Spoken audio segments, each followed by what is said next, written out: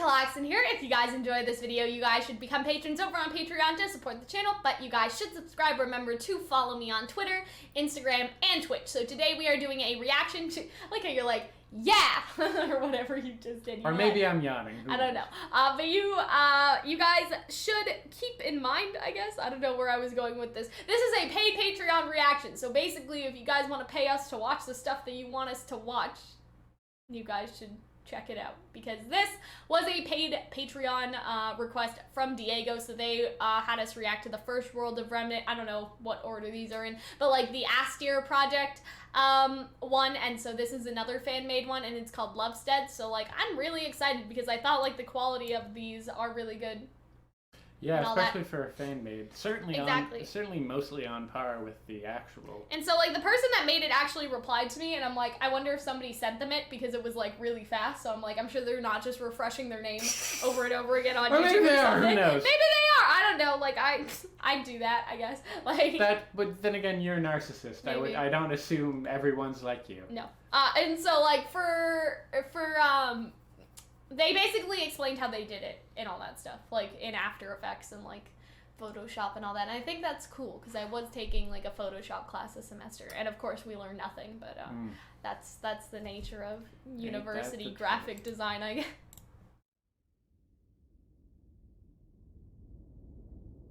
Balloon is the person, and Loveseed is the or Lovestead. Was Luna the girl? I don't know. It says Luna. It's been so I'm guessing it's Luna. It's been a while. It's been a minute. At one point, there was a city in the lower parts of Anima, outside the outskirts of Mistral. You might have heard of it, or maybe not. Can't blame you. It's only resurfaced on the map about 22 years ago. Its existence was common knowledge about 100 years ago, but then it vanished. Okay. It was a small city, so many thought it fell to a grim attack or something. The real story is far So this whole more town intense. just. It was around that time. I mean, that's what happened to Ren and Lovestead and was their at its family, peak. right? Oh. You've heard the story before, haven't so you? So the town is called Oppression Lovestead. leads I'm to assuming. anger leads to rioting. The thing is, okay, for a second I riots are thought chaotic she and was going to easily quote disbanded. Yoda there. Oh. Faunus didn't really have a good leg to stand on. Suffering. That is, until the Bianchi decided to organize. The what? These guys, a family of white wolf Faunus, descended from long-forgotten royalty, The rallied Bianca? Faunus and overthrew the government. I'd tell you all the gory details of what they did to the remaining humans who surrendered. Okay, that's pretty blatant. Interesting. That's what we like to call in the business. Ooh, I like that. And for the first time in Lovestead, the Faunus were calling the shots. Unfortunately for them, none of the Faunus in charge knew how to properly run the city. Faunus were treated like slave laborers before, and didn't know how to trade with other villages and towns. The humans all had access to advanced weaponry, but Faunus were restricted from using them, in fear of the revolution that in the end did occur. Their solution was to cut themselves off from the outside world by building a series of defensive barriers that kept Grimm out. Okay. And it built worked, a wall. but at a severe price. Son of a bitch. None of them could leave the village, and no one on the outside came looking for them, since they didn't exactly produce anything the rest of the world didn't have. So, they faded away from history, sustaining themselves with their own food and livestock, and many years passed. Well, the without kingdoms any of have them walls, ever having but these seen a seem single like Grimm. walls. You know what I mean? And that's where the interesting thing about Like the Bianchi giant family walls. comes in. Lots These of guys walls. were descended from a bunch of old aristocrats and had this real prideful complex about purity of bloodline. Now, we all know where this is going. Oh no! Yeah, inbreeding. It was in their family Great. before, but the effects weren't apparent until Jamie later. Lannister. The Bianchis ruled Lovestead for No, almost really 80 had the years, Targaryen. and no one this really shit, didn't protested they? Oh, early dear. on because it was so empowering for the Faunus. Too bad they picked the wrong role models to put in power. See, incest has a nasty way of biting back at you. The second generation did see a bit of genetic defects. Some misshapen facial features, personality disorders, a couple of mismatched eye colors. But it was at the third generation where the effects really began showing. That'd be fucked up if Neo was just You know like, how yeah. Faunus only have one single animal trait? Well, pretty soon the hallmark of being a Bianchi was having either two sets of ears, two tails, Oh, that's both ears and interesting, tail, actually. or a penchant for mental instability. Sometimes they end I up have using neither, with a short and I'm a lifespan. schizophrenic. It was a roll of a 20-sided die, with only one good side. The Bianchi who became the head of the city after 40 years in particular was way sick in her head, super paranoid. With good reason, too. Ironwood. Her people were starving, running out of food and lacking resources from the outside world, and they had started rebelling against her. She, in all her paranoia, declared what was effectively martial law and confiscated the weapons from the citizens. She acted like a dictator and a tyrant. Now, that was the last straw. That's what it was happens time for when another you inbreed, revolution, you get Joffrey. led by another Bianc. 6 years prior, from the last generation of Biancs, was a child named Maruna. She escaped the city somehow, and they thought she had perished. Dramatic. In fact, okay. she had returned with 3 of her friends, all of them professional huntresses freshly graduated from Okay, the so academy. I wonder when we've seen that color dynamic before. Her heart was set on bringing I'm looking freedom more to at the outside last world one. to Is that Purple supposed to Mountain. be Callie, maybe? They infiltrated Lovestead and joined the friendly neighborhood rebels, set on liberating it from the Because I Mad doubt Queen, the other two are Maruna's supposed to be She, Raven her and teammates, and the Summer, leader of so the rebels, it just looks Laurel like the other Garrison, one's Callie. Oh, used the same guerrilla techniques from the first revolution to overthrow the new Bianc regime. By the time the Mad Queen knew what was happening, Wow, they even call her the Mad Queen, like the Mad King. they had already lost. like Game of Thrones. Laurel Garrison was elected as the new head of Lovestead, and was instructed this time on how to run the city the right way by Maruna and her companions. Cool. And thus ended the 80-year reign of incompetence and inherited sickness by the Biancs. Well, Maruna did that eventually other stay Bianc there is too, inbreeded but too, decided though. not to take credit for the second revolution. And she had to endure endless Worked scrutiny out and for her. suspicion ever after, and so did her children. There's a saying in Lovestead, when a white wolf faunus is put into power, what you get is either a tyrant or a messiah.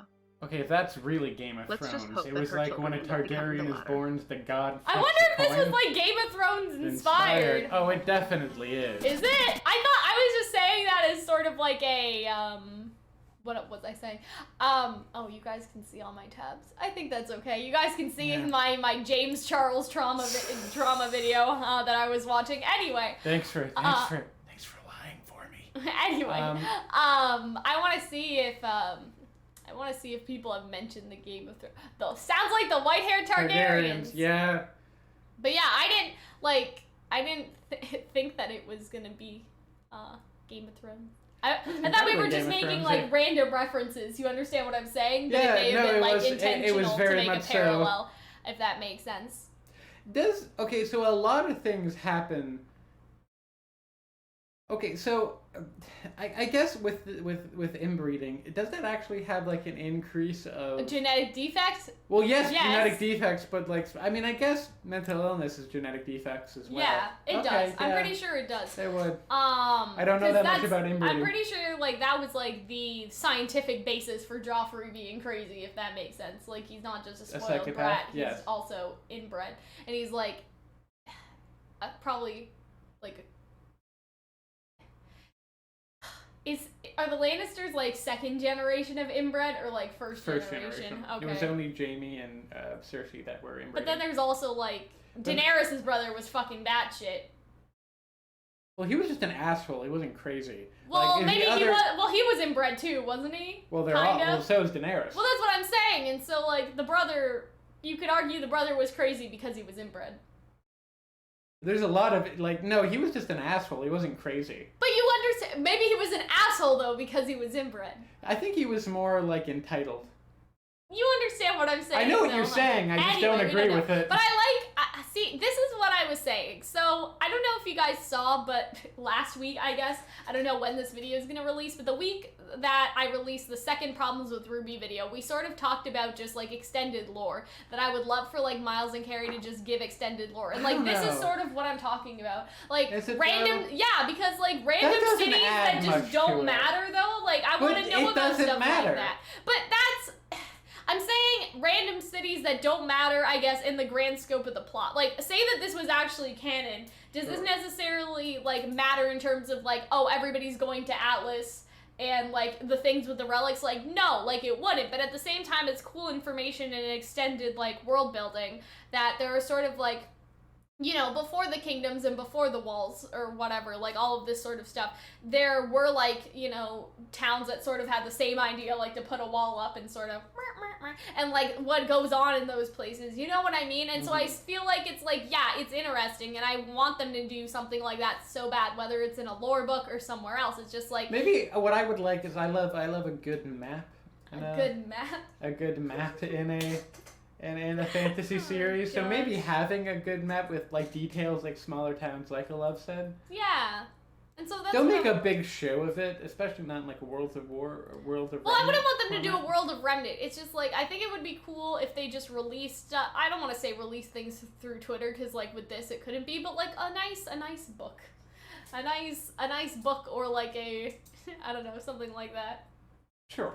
A Rooster Teeth community post. I don't know, like just like somewhere of the written word more so than like actually inserting it into the canon Something from the of horse's RWBY. mouth. Yeah, and so it's sort of like if Miles was just like, yeah, like sometimes when like Faunus inbreed with each other, they get multiple traits because it's like it's all about genetics, and that, you know, causes some problems. But then you know what I'm saying? risk to like the J.K. Rowling level I of know, just, but like, we talked about that in that video. But I'm saying, like, this is not J.K. Rowling level. You understand what I'm saying? I'm just saying, like, detailing what happens to Faunus when they inbreed, yeah, that's leading on the wizard's pooping. But I, you know, that's I don't going think into so, though, because too it's much world building. Because I feel like it would be sort of like, what would be interesting about that, and what I thought was interesting about this is sort of like, if Faunus have more than one trait, are they slowly becoming more animal than human?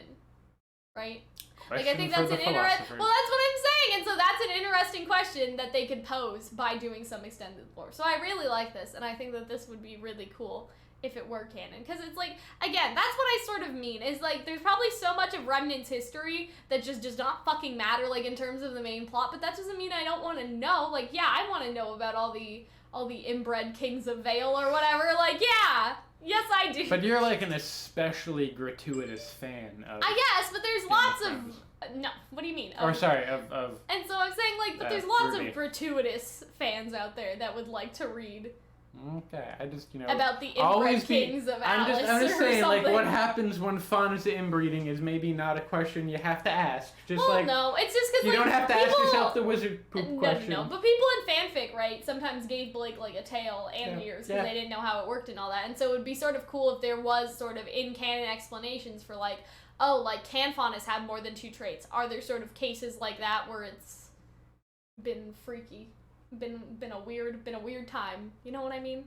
Or, like, was it a sort of a natural selection thing where there were Faunus with more traits, but those Faunus were more feared by society, and so they just sort of died out, as opposed to people that could hide their traits, like ears and tails.